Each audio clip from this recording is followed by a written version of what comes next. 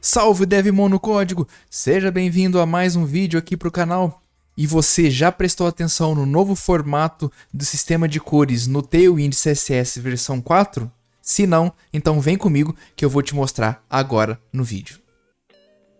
Esse novo padrão então de coloração que é chamado de OKLCH, tá? Esse novo padrão atende ao Tailwind V4, mas também ao CSS convencional, né, padrão na especificação 4, tá? Aqui dentro desse site de nome curioso, inclusive, Evil Martians, vai ter uma explicação sobre OKLCH e por que eles estão saindo do RGB e do HSL, né, que é matiz, saturação e luz.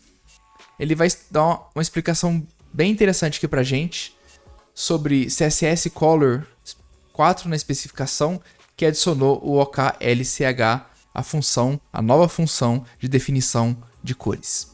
Recomendo que você leia com calma este blog, lembrando que eu vou deixar nos comentários o link desse blog e também das outras documentações que a gente for ver e também do site que a gente vai ver para a gente testar essas cores. Aqui você pode ler com calma, ele vai explicar direitinho o que funciona cada coisa, um artigo bem interessante, explicando que esse padrão é um padrão melhor para acessibilidade, documentação de acessibilidade, é um padrão de maior legibilidade e maior alcance de cores. Basicamente é essa a motivação que eles estão trazendo aí para utilizar isso como padrão no Tailwind. Então, como eu falei, é um artigo bem extenso, bem grande, tem bastante textos, imagens, tem bastante referências. Recomendo que você leia com calma isso para entender melhor. Mas a melhor maneira que eu achei para a gente entender esse padrão é vindo diretamente na prática. Num site chamado oklc.com, que a gente consegue então emular todas as cores, né? Emular como funciona esse padrão e começar a entender um pouco melhor de como trabalhar com esse sistema de cores. A primeira coisa é a gente entender o que significa cada letra dessa sigla, né? O OK significa de Oklab. É um padrão da Oklab para essa especificação. O L vai representar o lightness, ou o brilho aparente. O C vai representar o espaço do chroma. E o H vai representar a saturação. Podendo ter um argumento opcional, que é o canal de alfa, o canal que controla a opacidade, que seria o equivalente ali ao último argumento do RGBA, no canal alfa do RGBA. Aqui no OKLCH, ele é representado com a barra e o valor percentual ou um valor absoluto. Esse site ele é muito legal, que ele nos mostra todas as configurações de cores, a gente pode ir variando para a gente começar a entender. A gente pode colocar os valores do OKLCH direto na primeira função e na segunda função a gente tem algumas opções para trabalhar. E ele dá um exemplo aqui para a gente em RGB ou RGBA quando a gente controla o canal de opacidade. Aqui a gente tem um exemplo de uma cor em vermelho e você vai ver que aqui em cima ele vai falar que P3 não está disponível nesse monitor. O OKLCH, como eu falei, é um padrão de cores que tem uma abrangência muito maior de cores e nem todos os monitores têm resolução e têm essa capacidade de leitura de cores. É por isso que o meu monitor não é capaz de ler todas essas cores, é por isso que ele dá esse erro de P3. Mas ele deixa como fallback a cor correspondente aqui no meu monitor, que é esse vermelho mais clarinho. Esse vermelho clarinho, inclusive, que eu tirei de uma das cores do Tailwind CSS. Aqui, se a gente mexer, então, nos parâmetros, por exemplo, de luz, a gente vai ver que ele vai refletir no primeiro argumento, então, lá da função, o L, C e H. Lembrando que o OK é apenas o prefixo de Oklab e as outras três, as iniciais de cada função, representando cada controle de cada operação. Aqui mexendo no brilho de 0 a 100, lembrando que tem espaço de cores que não são disponíveis nem no meu monitor e nem na maioria dos dispositivos, mas ele vai de 0 a 100%. Tá? Então, se a gente mover essa barra para trás ou para frente, vai controlar o brilho e você vai ver que o chroma aqui vai mudar, o intervalo de matiz e saturação também muda. Por isso que é um pouco complexo explicar a teoria desse padrão, então achei melhor trazer direto para a prática, para a gente começar a entender algumas coisas. Mexendo no brilho, a gente pode mexer no espaço de chroma, que é o tanto de cor, né, que a representação daquela cor vai ter a intensidade de cor, sendo da mais cinza ou a menor quantidade possível de cor correspondente até a maior quantidade possível, que vai aí um valor de 0 até 0.4, basicamente. Alguns monitores suportando menos de 0.3, como o meu, por exemplo. A partir de 0.24, o meu monitor nem é capaz de representar com fidelidade esse espaço de chroma, tá? Então o chroma controla a quantidade de cor, né? Quanto de cor daquele espaço de cor você está escolhendo, ele vai representar. E temos a saturação. A saturação é representada como o ângulo de saturação, né? Um pouco diferente. Então ela vai de 0 a 360 graus. E aqui sim a gente muda toda a coloração para esse espaço de cor específico. A gente vê que nem todas as cores estão disponíveis nessa saturação com as configurações de chroma e de lightness que eu tenho setado aqui agora. Mexendo no canal de alpha, ele controla a opacidade, assim como nos outros padrões, isso acaba não mudando nada.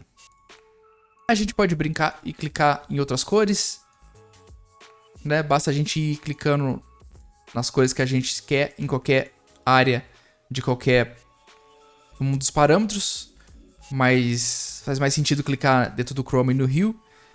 Vamos escolher aqui uma cor mais próxima do azul.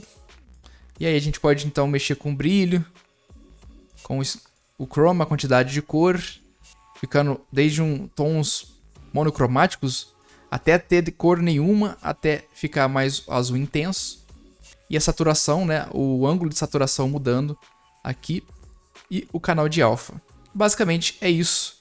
A escrita desse padrão não foge tanto ao que a gente está acostumado, são 3 ou 4 parâmetros, né? Lightness, chroma e saturação. Mas é um pouco difícil entender porque ele não é linear, como a gente pode ver, né? À medida que você vai variando alguns parâmetros, as cores não vão passando linearmente entre uma e uma outra. Então é por isso que é uma ferramenta ótima para a gente poder testar as nossas cores, já que é difícil decorar alguns valores aqui, pelo menos nesse começo, achei difícil de decorar esses valores, mas a gente tem ferramentas então que nos auxiliam nesta tarefa. Beleza, então, vindo aqui então para a própria documentação do Tailwind CSS na versão 4, tá? Na parte de Colors, na parte de cores, você vai ver toda a paleta de cores do Tailwind, a nova paleta de cores do Tailwind V4, né?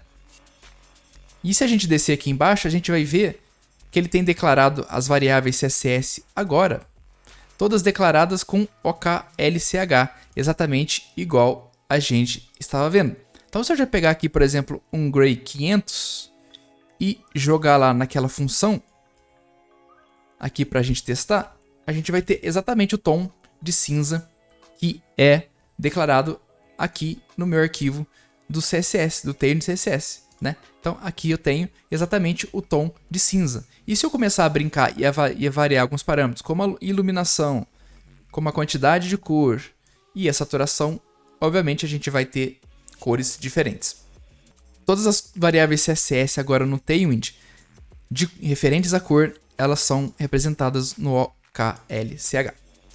Voltando aqui então para a paleta de cores do Tailwind, se a gente passar o mouse sobre determinada cor, por exemplo, eu vou pegar o Red 500, o Red 500, a gente vai ter exatamente a especificação dessa cor.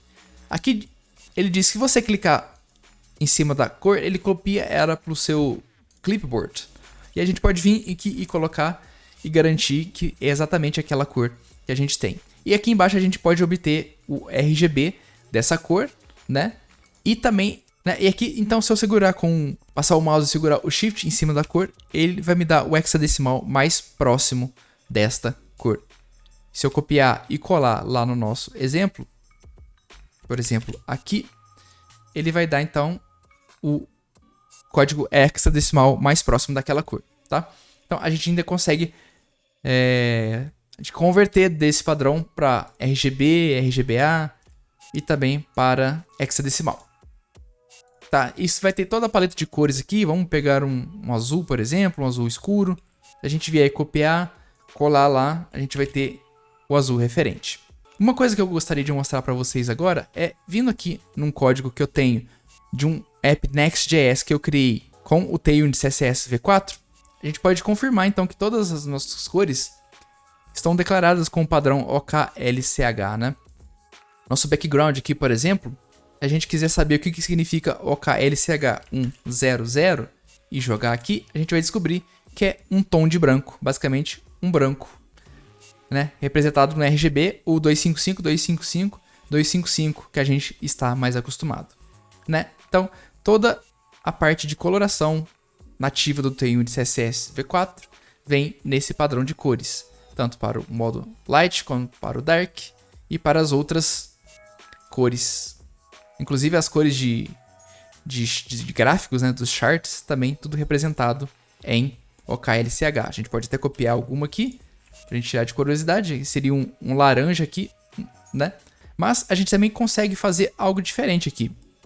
A gente pode, por exemplo, mudar determinada variável que está nesse padrão por um padrão RGBA, por exemplo, aleatório que eu coloquei aqui, um azul, por exemplo, né? E se eu vier em qualquer página minha aqui, no page.tsx, criar apenas uma div e colocar um background com a cor que eu acabei de mudar e rodar a minha aplicação, se eu vier no meu navegador e rodar a minha aplicação, a gente vai ver que ele vai colorir com sucesso a cor azul que eu tinha declarado, BG Accent, e ele declarado aqui então, na minha cor, do jeito que eu coloquei, tá? Então você ainda consegue trabalhar com outros padrões, caso você precise, caso você tenha um design system desenvolvido no outro padrão de cor, ou por qualquer motivo que seja que você não precise ou não queira trabalhar com OKLCH, você também pode fazer essa mudança de padrão de cores sem problema algum aqui nas suas variáveis globais do Tailwind CSS. Beleza? Então, essa era a dica que eu queria passar para vocês no vídeo de hoje. Espero que você tenha gostado. Se você curtiu o conteúdo, deixa um like, se inscreva no canal, deixa um comentário aí embaixo com qual conteúdo você quer que traga aqui para o canal. E também comenta aí se você já tinha percebido esse novo padrão e se você vai adotar esse novo padrão de cores nos seus próximos projetos, beleza? Eu vou ficando por aqui e a gente se vê então nos nossos próximos vídeos.